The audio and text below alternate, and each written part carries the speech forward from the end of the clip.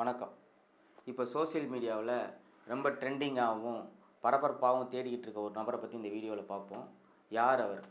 ஸ்ரீ என்கிற ஸ்ரீராம் நடராஜன். அப்படி அவர் என்ன பண்ணிட்டாரு? ஏன் எல்லோரும் அவரை பற்றியே பேசிகிட்டு இருக்காங்க? ஏன் எல்லோரும் தேடிட்டு இருக்காங்க? அப்படி அவர் என்ன பண்ணிட்டார்? மிமிக்ரி ஆர்டிஸ்ட்டாக தன் கேரியரை தொடங்குறாரு. விஜய் டிவியில் கனாக்காலும் காலங்களும் மூலியமாக நடிகராக அறிமுகமாகிறாரு. வழக்கு எண் 18 ஹீரோவாக ப்ரமோட் ஆகுறாரு. சோம்பப்படி நம்ம சைக்கோ டைரக்டர் இயக்கத்தில் ஓனாயி மாட்டுக்குட்டி. நீங்கள் நினைக்கிற மாதிரி சைக்கோ டைரக்டர் இல்லை, சைக்கோ படத்தை டைரக்ட் பண்ண டைரக்டர் படத்தில் மறுபடியும் ஹீரோவாக வராரு. அதுக்கப்புறம் வில் அம்பு, மாநகரம், நம்ம லோகேஷ் கனகராஜ் இயக்கத்தில் மாநகரம் படத்தில் நடிக்கிறாரு. கடைசியாக அவர் நடித்த படம் இருகப்பற்று. இந்த படத்துக்கு அப்புறம் நீண்ட இடைவெளி. அவர் எங்கே இருக்கார், ஏது இருக்காருன்னு யாருக்குமே தெரியல. யூடியூப், இன்ஸ்டாகிராமில் அவரோட புகைப்படம் வெளியில் வருது. ரொம்ப பரிதாபமான நிலையில் உடல் மெலிஞ்சு காணப்படுறாரு. அதையெல்லாம் பார்த்துட்டு நம்ம எல்லோரும் என்ன பண்ணுறோம்? வாய்க்கு வந்ததெல்லாம் பேச ஆரம்பிச்சிட்டோம். டிபி நோயின்றோம், மனநோயால் பாதிக்கப்பட்டவருன்றோம், ட்ரக்ஸுக்கு அடிமையாயிட்டாருன்றோம். ஏன்னா நம்ம எல்லாம் பேசுவோம். ஏன்னா நம்ம அடுத்தவனை பற்றி தானே பேசுகிறோம். அதனால் நமக்கு எந்த கவலையும் கிடையாது. அவன் என்ன மனநிலையில் இருக்கான், ஏன் இப்படி ஆயிட்டான் அப்படிங்கிறதெல்லாம் நமக்கு கவலை கிடையாது. நம்ம ஏன்னா புறம் பேசியே பழகினவங்க என்ன பேசினாலும் எதை பற்றியும் கவலைப்படாமல் என்ன வேணாலும் பேசலான்ற மனநிலையில் தான் நம்ம வாழ்ந்துட்டுருக்குறோம். அதனால் இன்றைக்கி சினிமா இண்டஸ்ட்ரியில் ஒருத்தனால் மேலே வரவே முடியாது, சாதாரணமாக வரவே முடியாது. அவன் 5 படம் நடித்து தன் நடிப்பு திறமையை காட்டிட்டு போயிருக்கான். அப்படிப்பட்ட ஒருத்தன் ஏன் இப்படி ஆனான், அவனுக்கு என்ன ஆச்சு அப்படிங்கிற நீங்கள் அனுதாபப்பட வேணாம். அவனை பற்றி தப்பாக பேசாமையாச்சும் இருக்கலாம்ல. அவருக்கு என்ன ஆச்சுன்னு உங்களுக்கும் தெரியாது, எனக்கும் தெரியாது.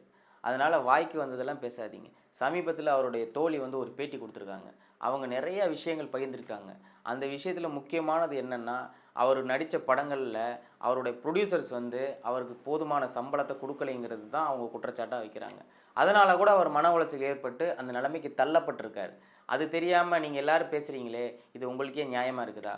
ஒரு மனுஷனை எந்த ஆதாரமும் இல்லாமல் நீங்கள் குடிகாரன்றீங்க, அவன் ட்ரக்ஸ் அடிக்ட்டுன்றீங்க, அவனை கேன்றீங்க, அவன் பொம்பளையாக மாறிட்டு இருக்கான்றீங்க.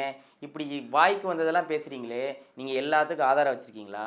இல்லை அவர் பக்கத்துலேருந்து நீங்கள் எல்லாமே இதெல்லாம் உடந்தையே நீங்கள் சேர்ந்து பண்ணிகிட்ருக்கீங்களா?